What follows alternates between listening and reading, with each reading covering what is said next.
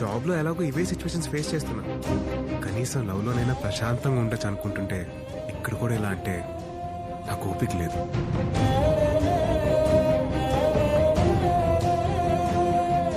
నా ఉద్దేశంలో లవ్ అంటే నమ్మకం, అది లేదంటే లవ్ లేనట్టే.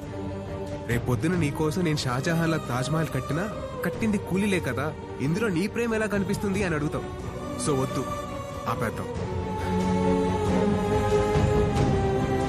ఎక్కడ లైఫ్ అంతా కన్విన్స్ అవడం అలవాటు అయిపోతుందన్న భయం నీకే కాదు, లైఫ్ అంతా కన్విన్స్ చేస్తూ బతికేస్తానేమోనన్న భయం నాకు కూడా ఉంది. ఆలోచించుకో, నేను నీకు కరెక్ట్ కాదని ఫిక్స్ అయిపో.